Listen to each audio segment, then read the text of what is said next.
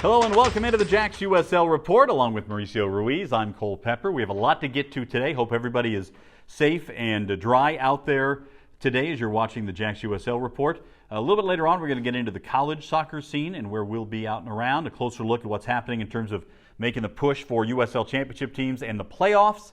But we're going to start with a topic that is newsworthy now and could be even more newsworthy in the future, and that is the impact that the Saudi Arabia top league is having on attracting big-time players. Mauricio, we've seen some big-time names take the money and go play in Saudi Arabia, not traditionally thought of as one of the top leagues in the world, but Cristiano Ronaldo and Neymar and Benzema and Mitrovic, and all, we could go on and on. A lot of big names have left some of the biggest leagues in the world to go play in Saudi Arabia, but it's not just the big names that are catching your eye, it's some of the younger players that you think are really making a difference. Right. I mean, we've seen this before with China, even in the MLS, throwing big number of salaries into players that are in the retiring, kind of in the older stage. But Saudi Arabia is actually throwing money into younger players that should be in the prime or the peak of their career. Ruben Neves is linked with Man City and other teams and with Barcelona, and now he's going to Saudi Arabia. You guys still got Conte that still has plenty of legs, to be a top player on a top team in Europe,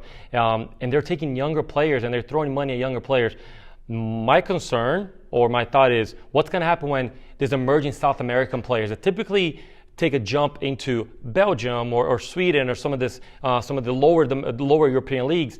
Now they start receiving and taking the money that's going to go into Saudi Arabia. What domino effect does that have in other leagues in the world? And how are they going to see the opportunity to really maximize a limited contract to make the most that they can playing in one of the top paying leagues in the world? You know, we talked about the impact on the soccer field. We've also seen it in Formula One racing, in golf. Money in Saudi Arabia going into sports and how that's going to impact things going forward. We will be keeping a close eye on what happens as far as soccer is concerned. Also want to remind you that we have a big event coming up later on this month, I guess next month technically, when the Jaguars and JAXUSL as well as JU are getting together to put on a youth soccer clinic before the Jaguars take on the Houston Texans on September the 24th. This event will be great for girls and boys aged 4 through 12, as you see.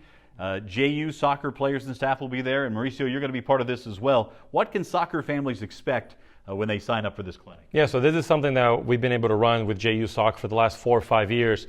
They get to show up a little bit earlier to the game. They get to play inside the practice facility. It's a nice turf. It's nice and air conditioned. And they get to do drills and exercises with the JU Soccer player and staff. Have a lot of fun. Go through a little circuit. Have other activities that are happening around the Jaguars game as well. And they get to be there a little bit early, have a little bit of time in between the clinic, have tons of fun playing soccer, really combining the two footballs that we love here in Jacksonville, the Jaguars and in our soccer football, and they get to enjoy the game afterwards. And hopefully the Jaguars will continue to have a good season. But it's a great opportunity for younger players to get trained and coached by Division I players and coaches. You see the website there at the bottom, but also you just go to JAXUSL.com and find out more about this youth soccer clinic, and a great opportunity for you to go there. While you're at JAXUSL.com, be sure to sign up for your season tickets for JAXUSL and for the USL Super League team coming to town. Just $25 secures your season tickets for one of those leagues. Go in there, get them for both, and get ready to go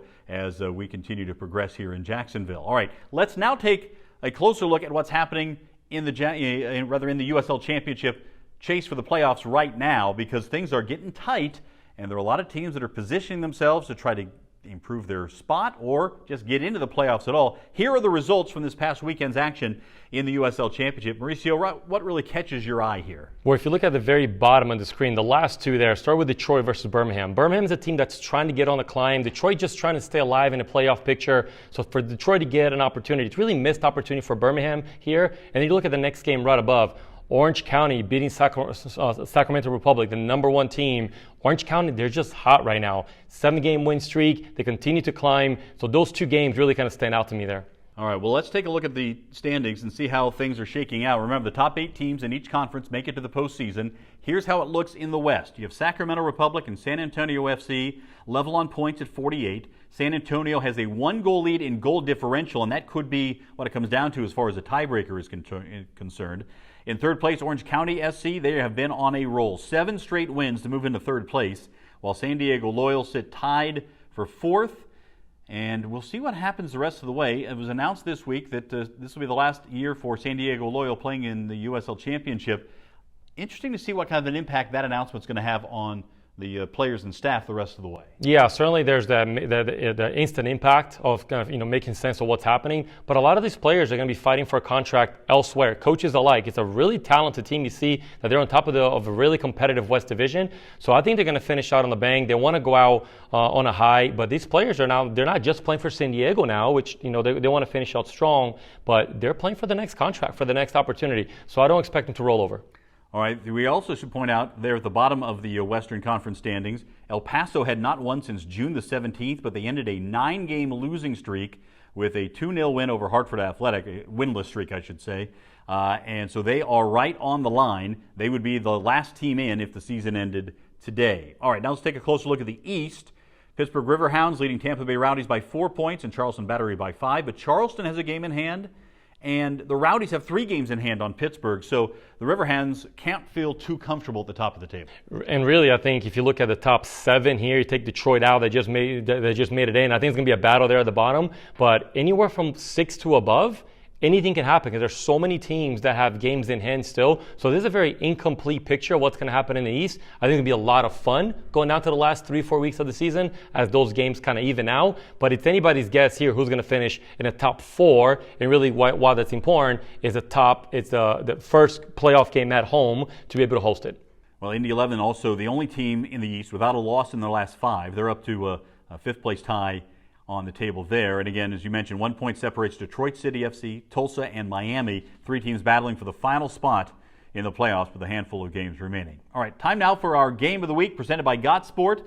And this was a good one, very entertaining. A 1-0 final with Charleston Battery and Memphis 901 FC. These are 2 teams, Mauricio, that certainly are no stranger to putting up big scoring games.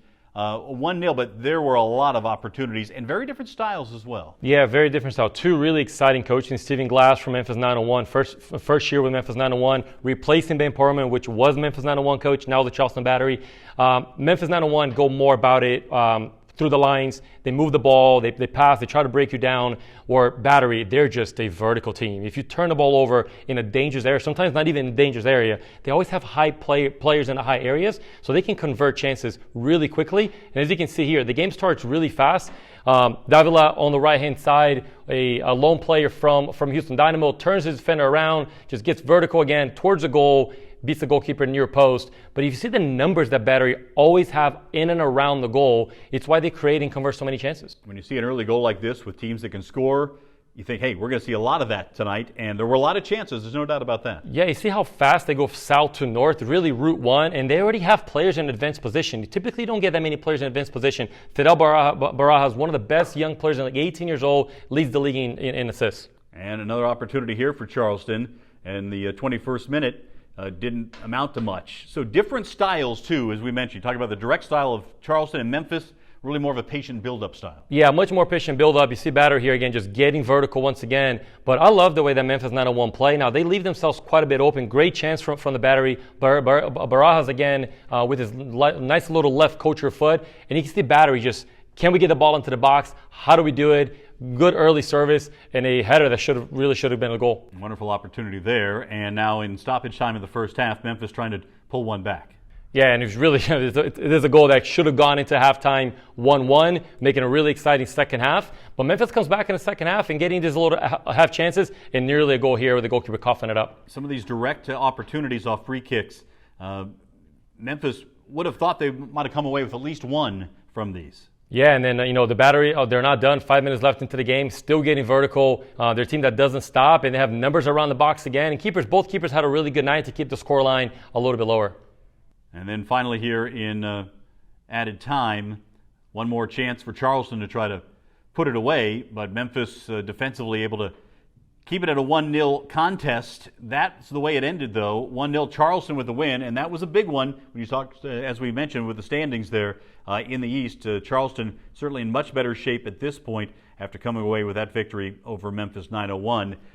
Next week, we will not have a Game of the Week, or rather this show will not be running because of Labor Day, but we will have on our social media channels a chance for you to pick and predict the Game of the Week. So keep an eye out on the JAXUSL social channels to find that.